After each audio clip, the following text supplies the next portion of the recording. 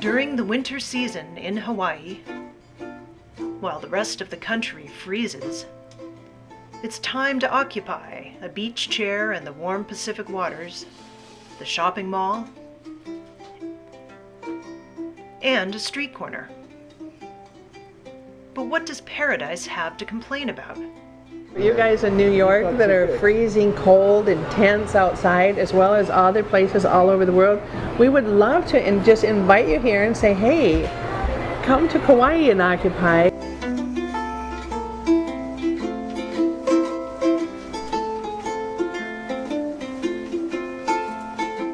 For many visitors and residents alike, Hawaii is a magical place where life is pure and simple, beautiful and bountiful.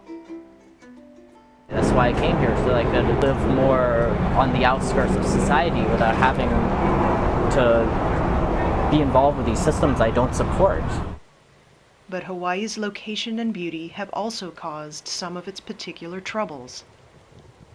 Tourism fuels real estate speculation, making housing unaffordable for many. Yet when tourism is down, jobs are lost because it's the largest part of the economy. 80% of all goods consumed in Hawaii are imported across thousands of miles, driving prices up and the quality of life down for the average person. So, well before the Occupy movement came along, there was and is another kind of encampment, tent cities across Hawaii, inhabited by the island's many homeless, including children. I've never been homeless on the mainland. It's the third time here because it's really expensive and the minimum wage is minimum. The food's expensive, the rent's expensive, the space is limited, and so you see the effects even more. As in many other occupations across the country, some occupiers here are calling for more self-reliance. Let's have a diversified economy. Let's be able to provide food for ourselves because the land is totally able to do that. That's totally possible. But all of the state's money goes into tourism.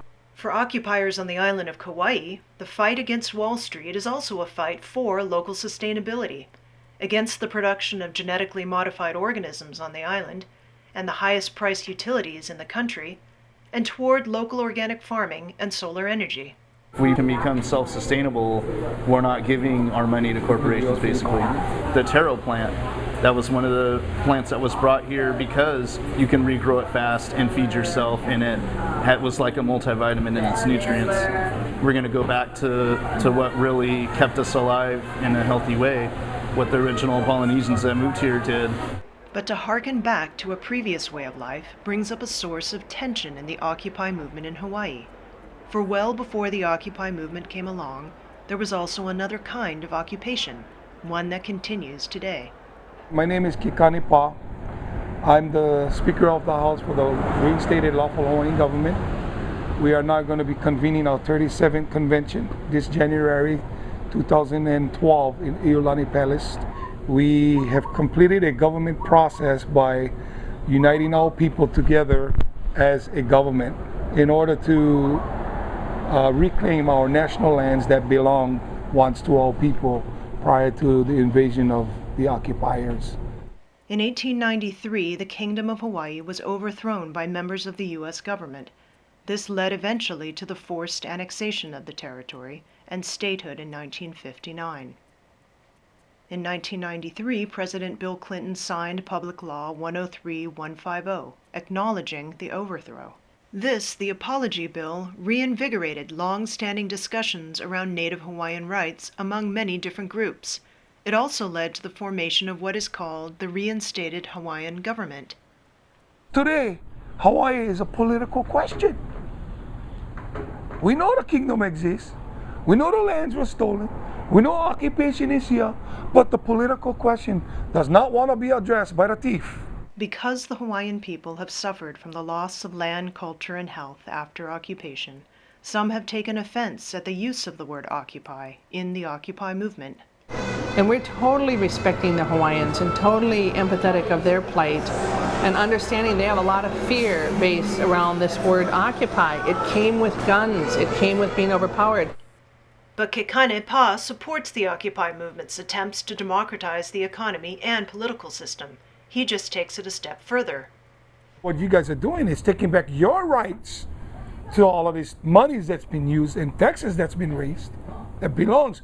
We have that right to speak, and they're not listening. Okay, that's why we want to occupy back our management of our assets. Hawaii is, if you're going to deoccupy, then you're not just talking about your assets, you're talking about your nationality and your allegiance. Others point out that Hawaii has always been a land of immigrants, suggesting it need not return to one group. Everybody's an immigrant here. There's a mixed race here. There's very few 100% native Hawaiians. And Hawaiians themselves were immigrants who came from the southern island. So maybe if we go deep, we can say we're all immigrants. The reinstated Hawaiian government welcomes all people to be part of its nation, but it does demand recognition of what it considers the legal owners of the land. Can the Occupy movement speak to all forms of occupation? You know, that's not really what this particular Occupy Wall Street movement is about. But I do think, you know, it can be a big enough umbrella. You know, you're trying to address inequities all around. So, you know, the Hawaiians should, you know, be part of this as well, because, you know, they have a valid case, just like we have a valid case. We're trying to get a dialogue with them and have some of the Hawaiian sovereignty people come here and speak about their issues so we really know what's going on and how to support them. And I think that a stronger bond between Occupy and sovereignty would be really important.